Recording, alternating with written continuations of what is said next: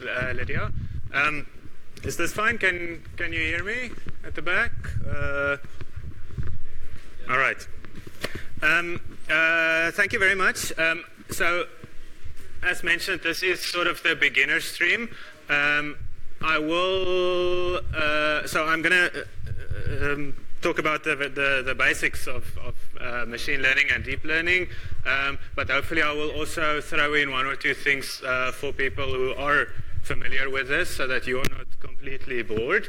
There is also a last-minute change to my topic. I'm not really going to focus on probability and uncertainty, but I will mention it from time to time. Okay.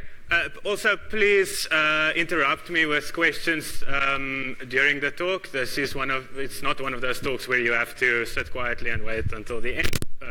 Please interrupt me.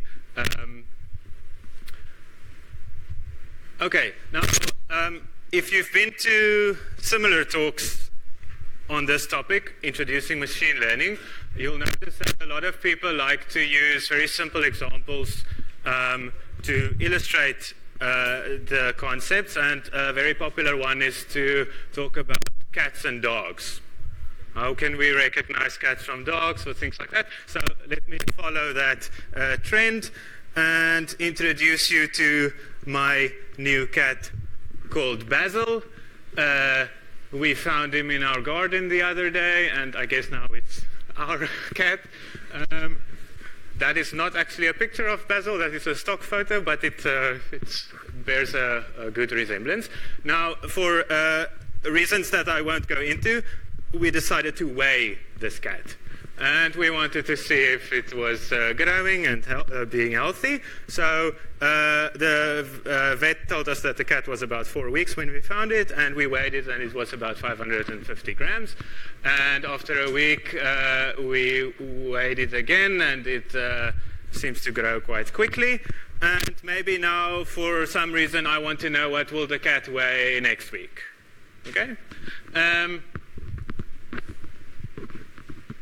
Whether or not this is a sensible question is not really the point.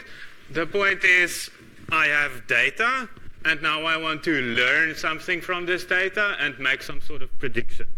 Okay? If you plot it on a graph, then obviously you might have something like that. So the age I can think of as the input, and the weight is the output, and the weight is somehow dependent on the age. The older the cat gets, the heavier it will get, I guess. So what do you think? What would be a sensible guesstimate of the weight after 6 weeks? So that is, what is the function value at this point? Maybe something over there, I guess. I don't know. I guess from 2 data points, we don't have a lot of choice, really. Maybe I should ask, if you do think it is there, how confident are you of that? So can you maybe describe your estimate as a statistical distribution? Put some sort of variance or standard deviation or uncertainty over it. What if I ask you for the weight after 60 weeks? So a point very far away to the right. Should you still be following your straight line trend? Maybe your human knowledge of how a cat grows tells you that probably not. At some point, I guess the weight will saturate. Perhaps another thing to say is, if we do make an estimate very far into the future, we should have a much larger uncertainty over that estimate. Okay, a lot less confidence about this. And these are all like fundamental concepts in machine learning. What if I wait another week and get another data point? Will this help me? How should I use this extra information? Hopefully it will help you. Maybe the third data point shows us that a straight line is not the best model to fit to this data. Right. So this is example 1. Example 2. Okay, let's do a quick experiment.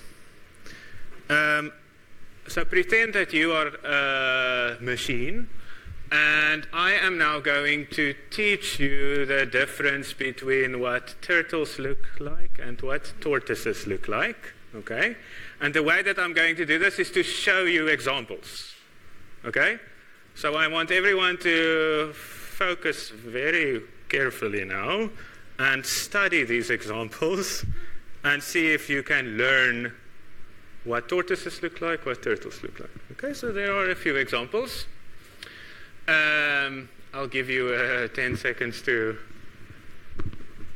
build some sort of model in your head of what you think turtles look like, what you think tortoises look like, what is the main differences between the two, because I am now going to show you a picture that is not one of these 6 and ask you, is it one or the other?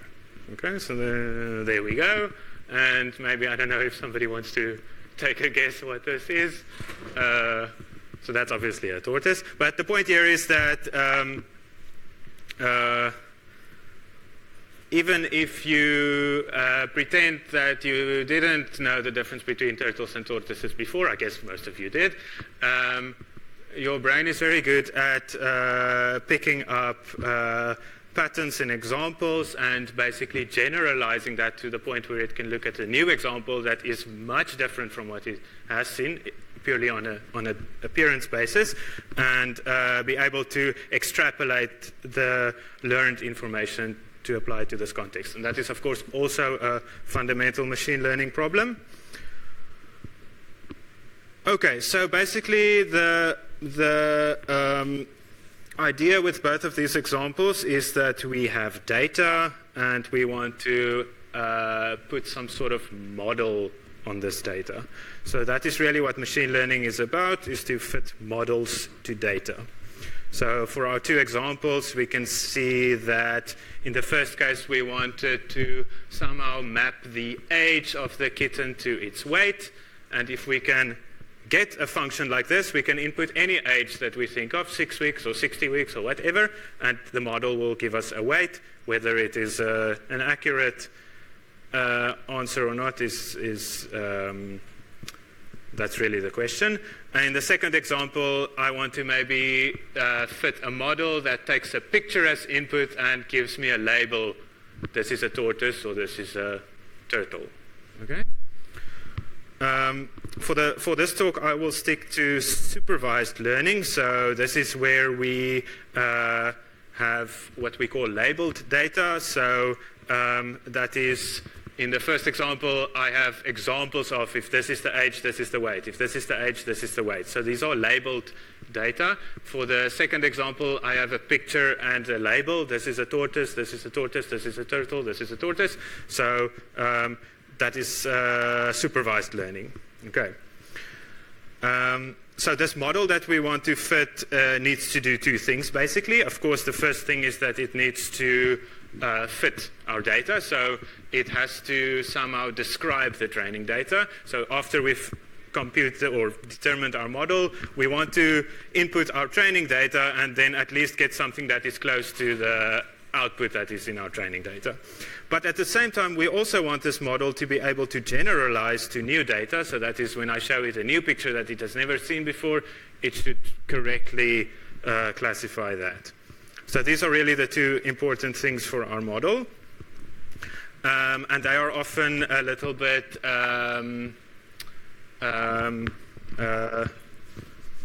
going against each other. So if we train our model that it describes the training data perfectly, it might not generalize at all. So here is now my first mention of probability. We can view these sorts of problems in a probabilistic framework. This is something that I think is very important. It is very useful. It is something that I think is a little bit neglected in the machine learning community, especially now with tools like TensorFlow and that. You can very easily train models without ever thinking about these things, but I think it is a very useful thing to be aware of. So let's say we have an input and an output. Input is, in this case, this image. You can stack all of these in pixel values into a vector, if you like, and the output will be a class label, maybe 0 or 1, 0 for tortoise, 1 for turtle, something like that. If we want to take this picture and determine its label, we can also think of that as determining a probability distribution over all possible labels. So maybe for this picture we might say we're 90% sure that it is a turtle and 10% sure that it is a tortoise. That would be wrong. So hopefully the other way around. So we're basically asking for a probability that this picture is each one of the possible classes. So in mathematical notation, it might be something like this. I hope you have some idea of probability theory, first year level. So this is the probability of y given x. So x is given, so I can see this picture. I want to know a distribution over y, over all the possible labels. The first thing you usually do when you see a conditional like that is to apply Bayes' rule, right? You've heard of this? So that's what it looks like. Are you familiar with this? Yeah? Okay, don't worry if you're not. This is what it looks like.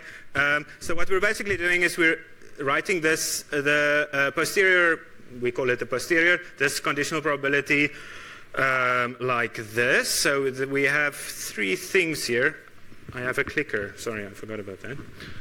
And a laser pointer.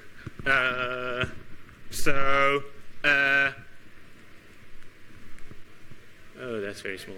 Okay, so the probability of y given x is equal to the probability of x given y times the probability of y over the probability of x. This first one, x given y, is basically what we call a likelihood. So we switch the two around, and we're now asking for, if we know what the label is, what is the distribution over images? So this is basically what we call a generative model. So if we have this distribution, we can sample from it. So we can generate images of a specific class. That's pretty cool. This probability of y is what we call the prior. So this is if we do not see the image, what is the probability that it is a tortoise? And what is the probability that it is a turtle? This is before we see the image. If you have no reason to favor the one above the other, you can maybe say, take a uniform prior. So there's a 50-50 chance that it's a tortoise or a turtle. Or if I'm about to show you a picture but you haven't seen it before, and perhaps you know I like scuba diving, then maybe before I show you the picture, you might think that there's a greater probability that I will show you a picture of a turtle, that's the one in the water, over a tortoise. So the prior can, as the name suggests, capture prior information before you've seen the image. This X is a little bit of a nuisance, so luckily we don't really care about that.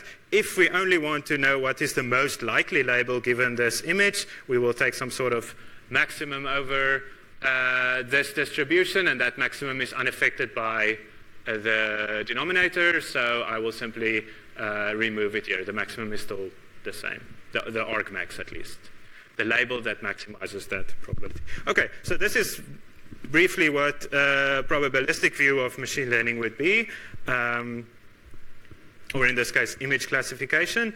And as I say, I think a very useful way to think of these problems. Okay. Why is it useful to think of things in a probabilistic way, or to describe things as statistical distributions? Here are a few reasons. Firstly, it avoids deterministic reason. Now, this is very useful in lots of settings. I think maybe this is also how we as humans think about stuff. No. Ignore what I just said. I didn't want to say that. It's a model of what we think maybe humans think of. Moving on. It also gives us the ability to attach confidences to predictions. So if we are very certain of a prediction, we might describe our prediction with a distribution with a very narrow variance. If we're not very certain, we will have a very wide distribution. It also helps with generalization. So if we do things deterministically, it's possible that our models will jump up and down all over the place. And if we follow a more principled statistical approach where we manipulate distributions, then usually things like conflicting information sort of averages out and you're still okay. It's also useful for scarce data scenarios. If you don't have a lot of data, it makes sense to be aware of maybe your predictions not being particularly good, so you want, again, to attach a low confidence to those things. As I mentioned, if we follow that Bayes route and we create the probability of x given y, we basically have a distribution from which we can sample new data points, and this obviously gives us some insight into our data, and which can be useful.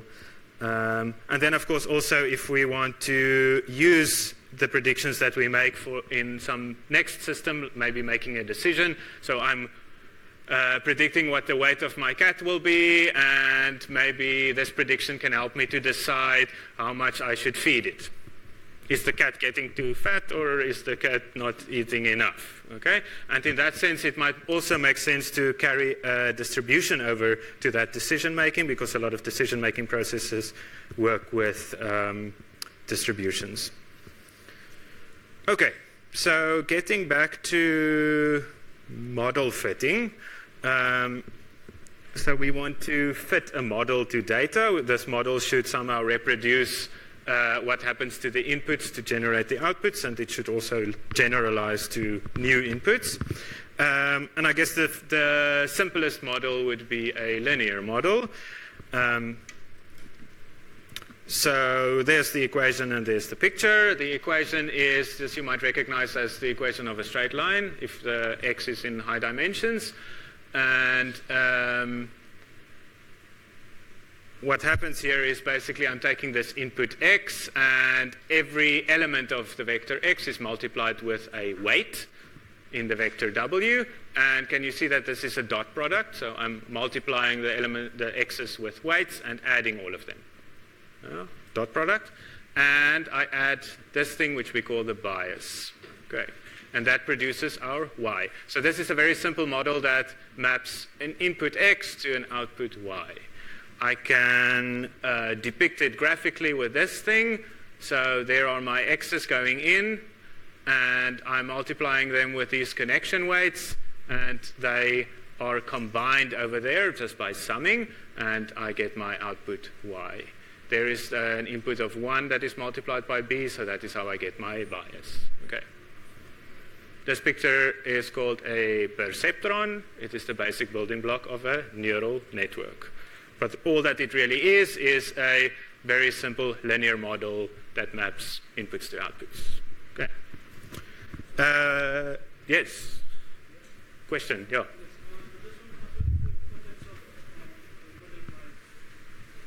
The importance of incorporating a bias. In this case, I would argue that it is very important. Okay, let me quickly go back. Okay, I don't know if you can really see it. This picture is not to scale at all. But if I wanted to fit my straight line through these 2 points, if I didn't have the bias, the straight line would necessarily have to go through the origin. You can imagine situations where that is not a good model. We might not want our model to go through the origin. Okay, and that is what the bias will allow me to do. So if the input is 0, I might not necessarily want the output to be 0. Even though physically, if the cat was 0 weeks old, I guess it would weigh 0, but you can imagine other situations where that is not the case. Okay, so the bias simply allows me to, it's an added generality to the linear model. Okay, so I'm not restricted to models that pass through the origin. Okay, I hope that answers your question. What we then often also do with this output is to pass it through, at least what they used to do classically, is to pass this output through a sine function. So this is to sine as in SIGN.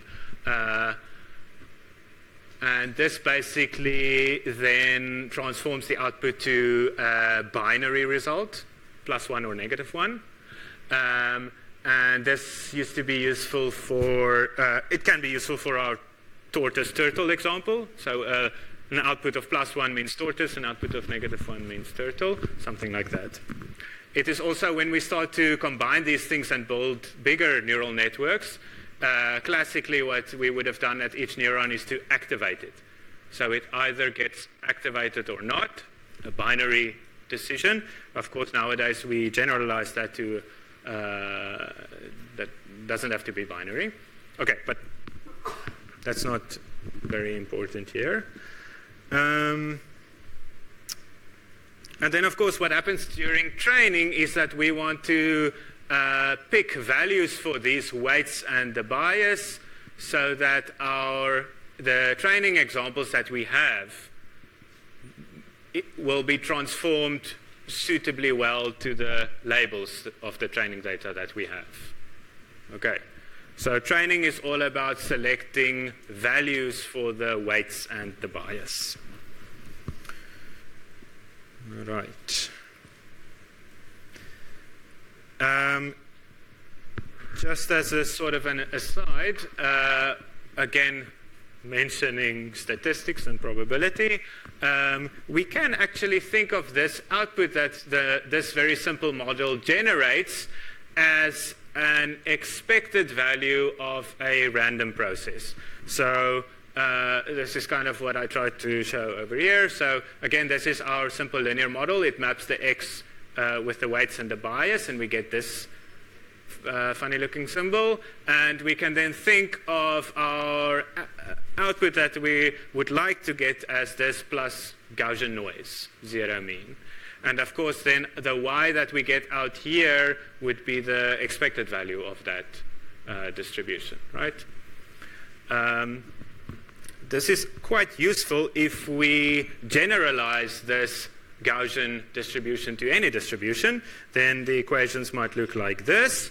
So again, I'm putting my input x through this linear operation, get that.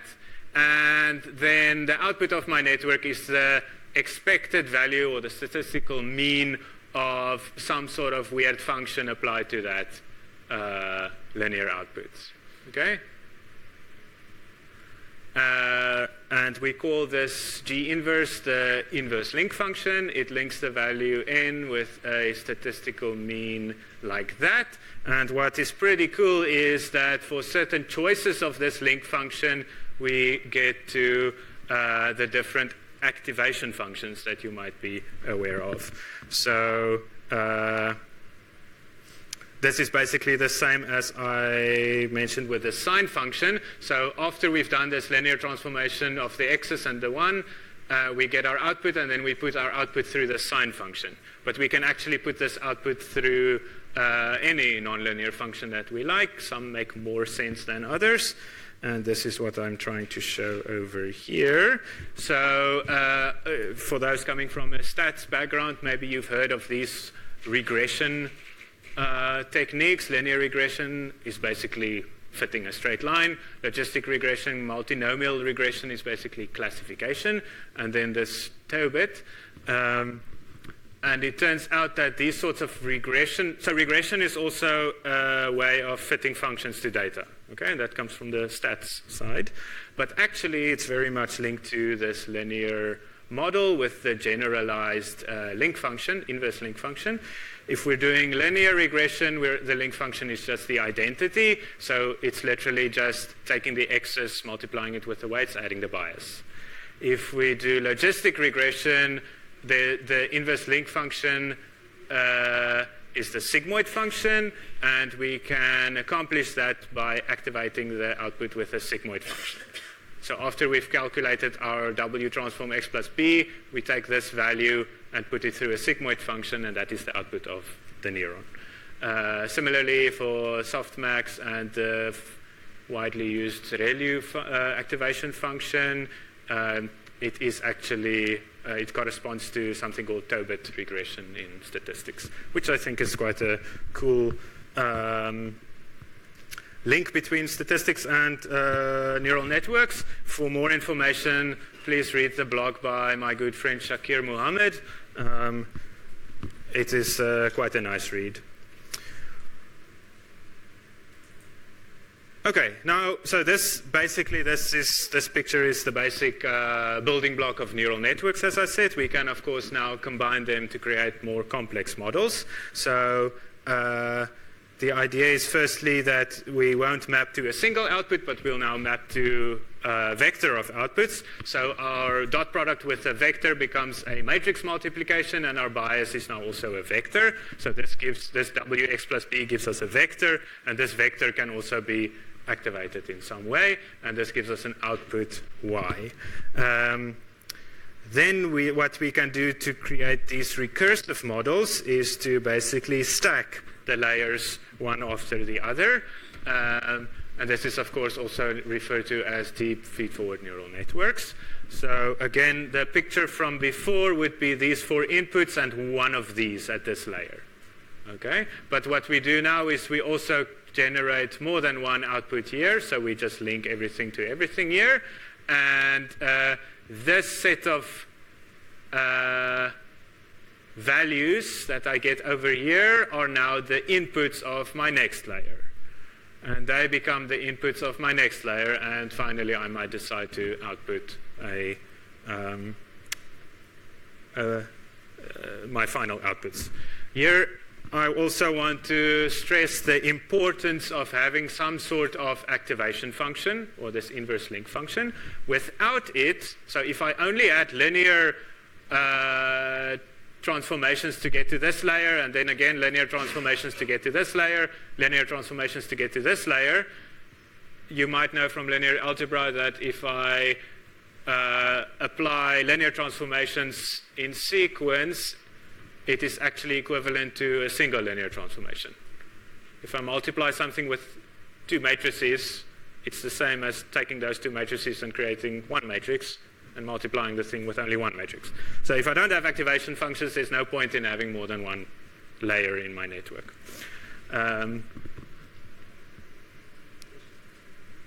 Yes? What goes into deciding the number of nodes in the middle? Well, yeah, that is the age-old question. So, yeah, of course, usually the number of inputs is decided. That is by the data that I have. Although you might decide that some of the data that I have is not useful, or it will only confuse my model. So there's also something called feature selection. So you can decide on that as well. The number of outputs is decided by whatever you're trying to model. But this, of course, how many layers do you want? How many neurons per layer? That the short answer is it depends on your problem. For some problem, more layers make more sense. For some problems, less layers make more sense. It also depends on how much data you have, because the more neurons and layers you have over here, the more parameters you need to learn. And of course, if you don't have a lot of data, you can't learn a lot of parameters. It would be an underdetermined problem. The philosophy of deep learning is that more layers are better. But of course, if you have a lot of data, so for certain problems that makes sense. But unfortunately, there's not a simple answer, and it does depend on what you want to do. What people do is, and it's also a bit sad that a lot of work in creating machine learning models now go into trial and error. So you literally start with one layer, see what you get, add a layer, see what you get, add layers until the performance goes down again, and then you go back one.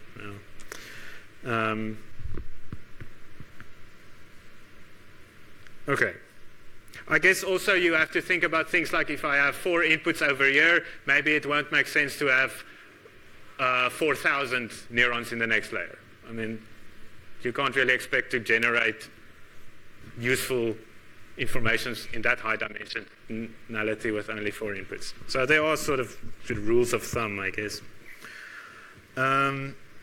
Okay, why are deep networks so useful? Let me first give an argument of why they might not be useful. This is the universal approximation theorem. Maybe, I don't know if you've heard of it, but this theorem basically says that you only need one layer. And from a theoretical point of view, one layer is enough. You can model any continuous function. It can be as complicated or simple as you like with a single layer with a finite number of neurons. And you can model that function to any degree of precision. Yes? Yeah. Okay, so the only reason why I put a 1 there is because whatever goes in here will be multiplied with this connection weight. You see, so the bias isn't 1, the bias is actually B, but it's just the way that I created this picture. So I'm still going to add this thing, and this bias can be any value. It's a value that we will learn. It can be negative, positive, as big or small as we like. I guess the point is, if I want to write this whole thing as a single dot product, then the bias is also a weight that is just multiplied by 1 and added to the rest. Yeah. Did you have another question?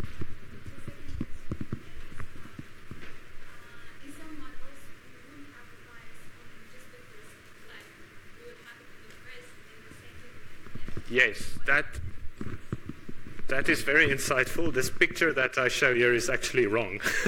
So in the general sense, I would also introduce a bias at this level to go to the next level that I didn't draw here. Yeah, absolutely. Yeah. Of course, maybe this gets back to the first question there was, is it necessary to have a bias? If you include a bias and the model learns that it is not necessary, it will just learn a value of 0. So by including the possibility of a bias, you're covered both ways. Okay, so the universal approximation theorem says if you have only one layer, you can model any function that you like. So in this, there also has to be some sort of nonlinearity in this layer, but that is technical detail. So the question now is, why would you want to have more than one layer? Because theoretically, one layer can model anything. The answer is that there's, as is often the case, there's a pretty big difference between theory and practice. So even though in theory you only need one layer, in practice, that one layer has to be very large, very, very large, impractically large, and that is a problem. So the single layer that this theorem promises is, in many situations, just impractically large. So then you run into memory and computation issues, and it may also fail to learn properly. And by this I mean, when we talk about learning, we're talking about finding weights for the connections from the data. As we'll see in a bit, this translates to an optimization problem. And we solve it with an iterative scheme that has to converge to a sensible solution. Very often, if you have a very large single layer in your network, that convergence just doesn't happen. And you do not get to the weights at all that you want. And I think that is really a fundamental reason why deep learning models with more than one layer are so good, is that by adding more layers rather than having one very large layer, we can increase the complexity of the model but keep the total number of neurons relatively low. So this helps with memory and computational efficiency, and it also turns out to be much better conditioned for learning, so to converge to sensible answers. Yes? I guess when we have single layer, Yeah.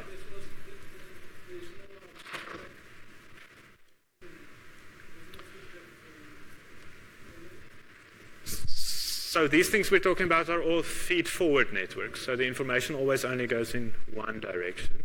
Of course, yes. So that is another very powerful thing about stacking these layers together and building more complex models, is then we can also build things like recurrent models that basically feed the information back. We can do these jump connections that was mentioned earlier. This is basically where the information at this layer goes to the next one, but it also jumps and goes to that one directly, and there are reasons why that sometimes works well. So of course, by being able to build models from this simple building block, we can go really crazy and build really amazing stuff.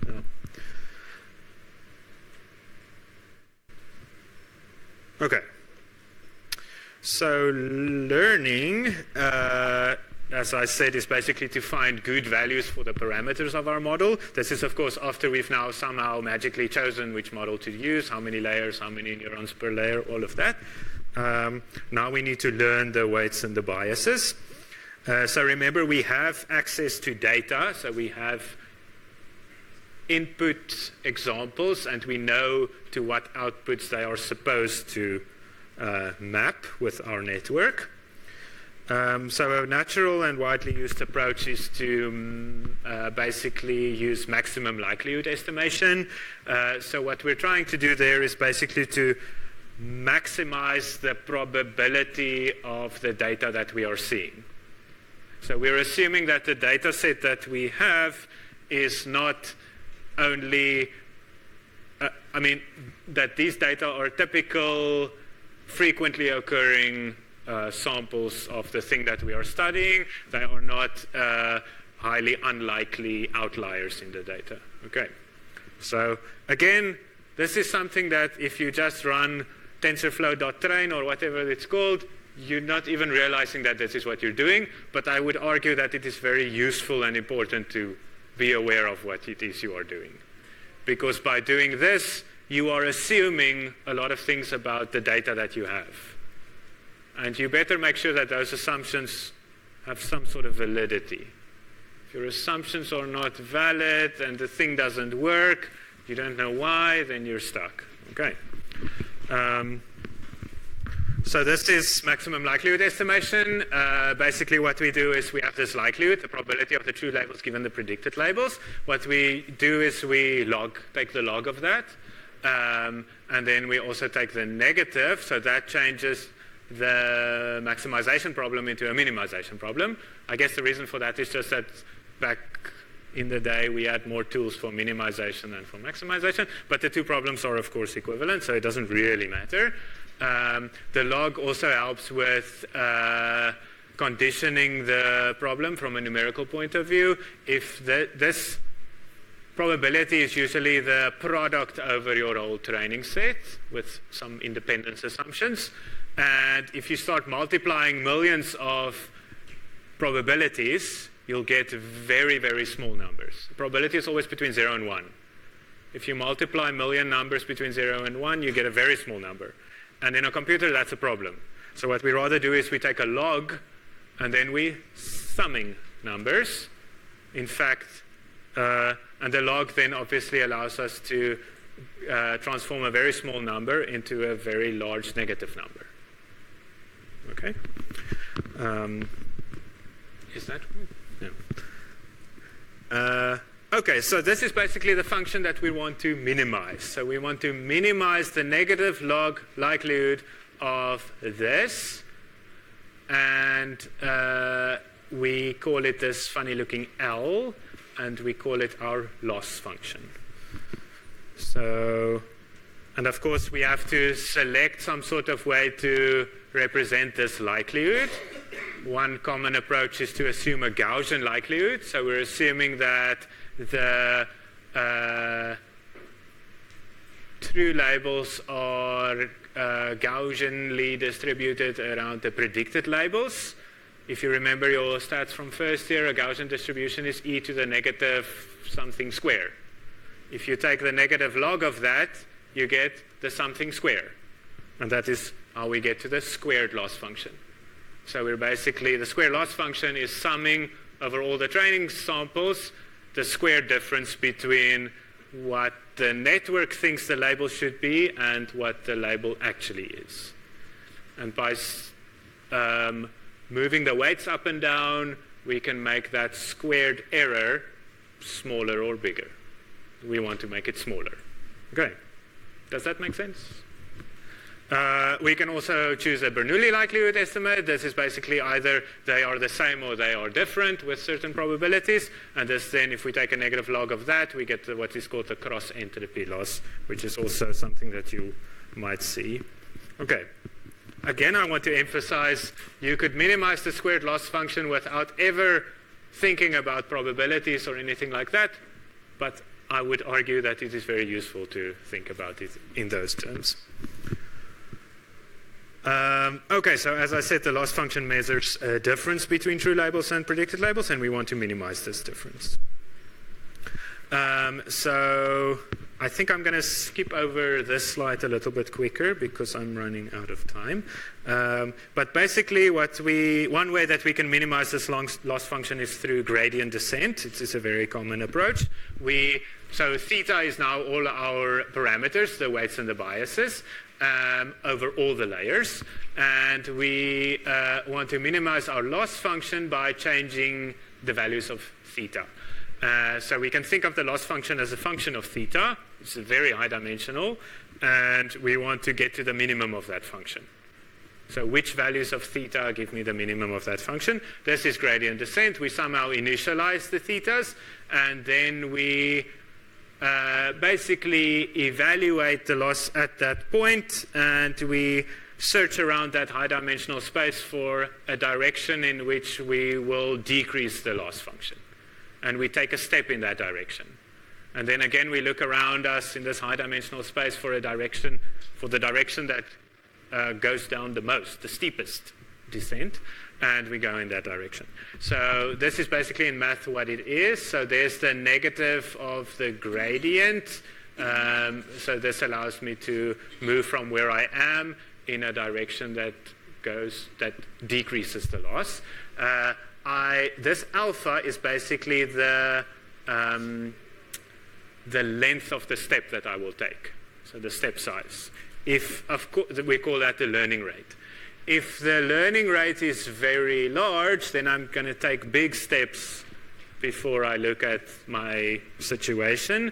If it's very small, I'm going to take very small steps. And you can imagine that there might be some sweet spot between steps too large and steps too small. If the steps are too large, then I might step over the point where I want to be and never get to it. If the steps are too small, I will take forever to get there. So this, again, unfortunately, is something that you have to decide, and there's no easy way of knowing what is a good value.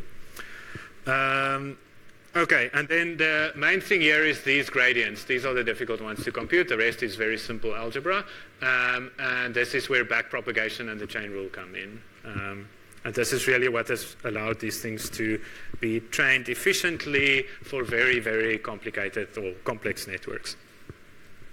I'll skip stochastic gradient descent. You can ask me afterwards if you're interested in that. And of course, also what has led to this dramatic popularization of deep learning is that this learning can happen on a GPU, which basically means that we can distribute computations over lots of processors in parallel for much quicker learning. Yes? The GPU distributed learning would apply to both of the gradient descent methods? Yeah, it can. Yeah.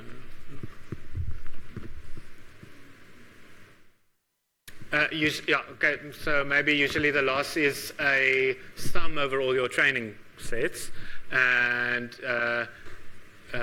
you can, I have to think now, so the gradient is also a sum, and you can basically compute each term independently and then sum them at the end. Yeah, that's kind of one way you can think of it. What about local minima? If you've ever optimized the function, you know about local minima. This method will get stuck in a local minimum. Maybe it is not a very good one, so we're still very far away from where we want to be. Now, what's quite interesting is if we work in very high dimensional spaces, so the space that we're working with is the number of elements in our vector.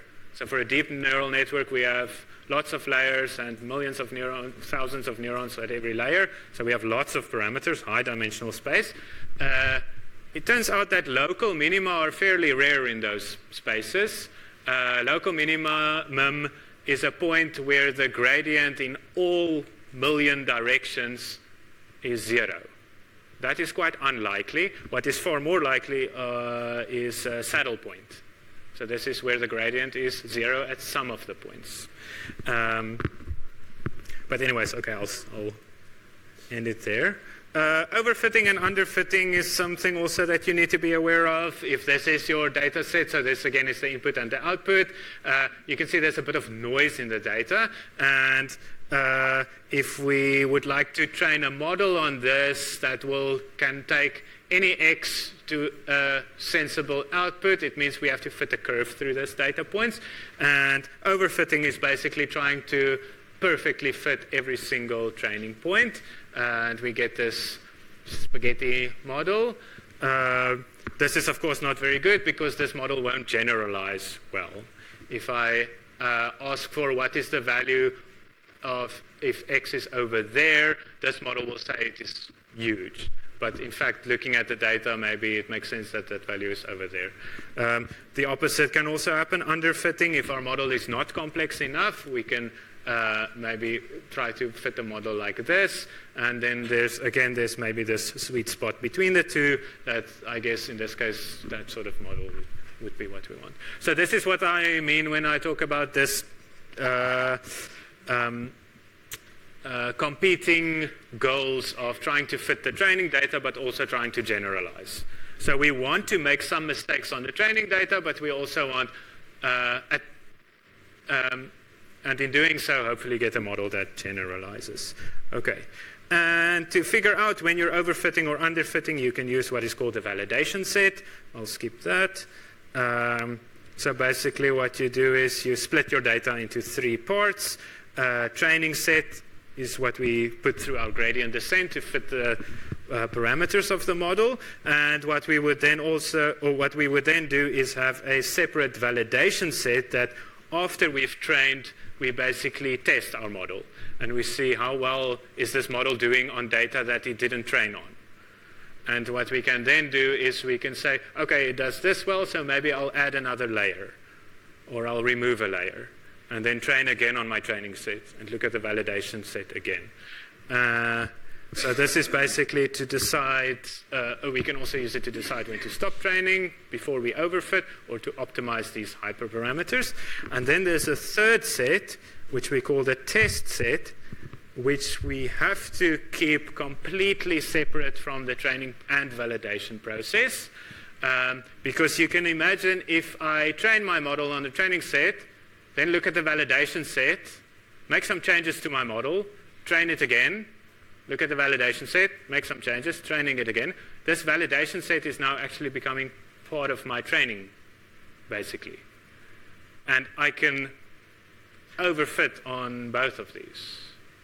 So to really get a sense of how well is my model doing, or how well will it do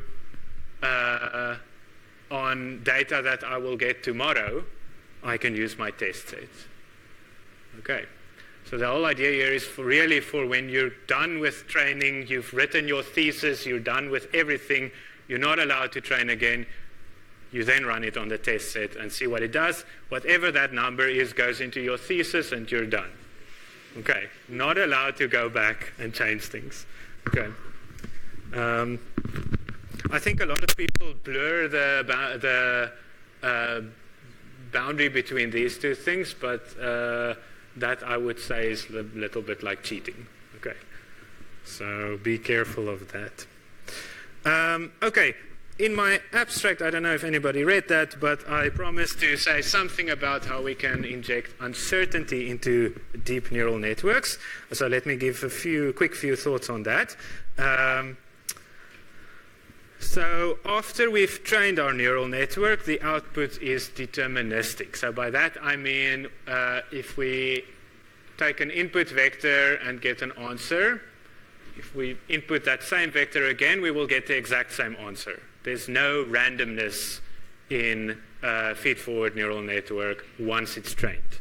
When it's trained, the weights are fixed, and we have a deterministic system. And if you remember from before, I gave a few reasons for why uncertainty is very useful. So it would actually be really nice if we could have a neural network that has some sort of stochasticity.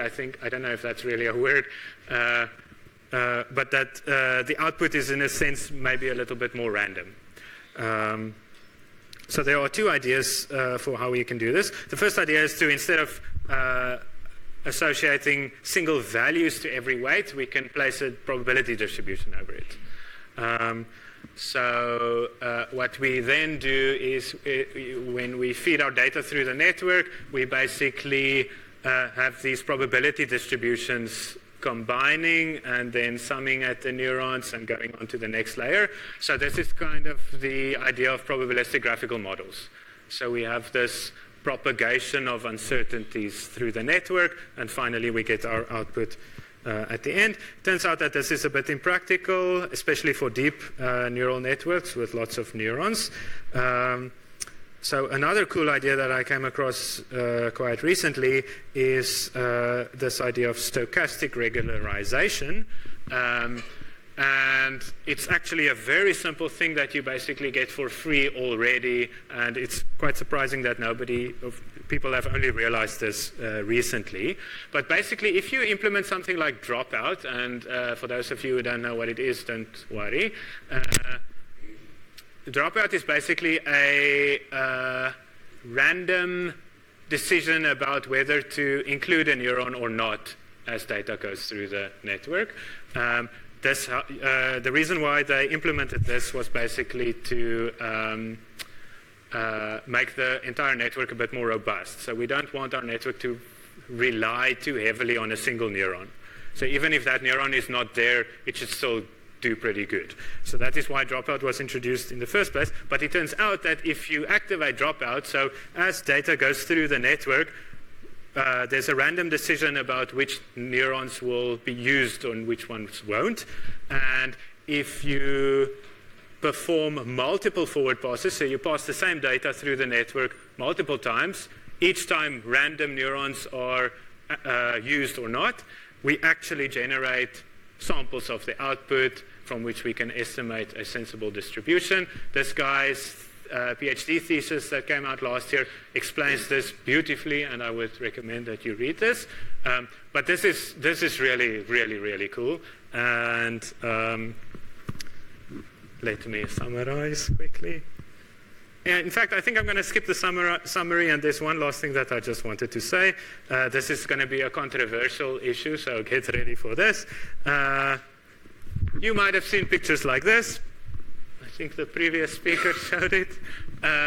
This is a neuron in the brain. Information comes in through these dendrites, and this neuron does something with that and passes it on to next neurons. And then people like to show these two pictures next to each other. There's the neural network, okay? No? And well, look, they're so very similar. I don't like this, okay? I think this is an unnecessary mystification and obscurity of what these things are, okay? We like thinking about it in terms of the brain because the brain is fascinating and we don't fully understand it, and there's this mysticism around it. I mean, neurologists are definitely figuring stuff out, but I think it's dangerous to make this comparison too strongly. And there's inspiration, of course. It's nice to think about it in terms of this, but I think we should be very careful of transferring insights about one of these to the other one. Okay, and that is really my final thought. So thank you very much for your attention.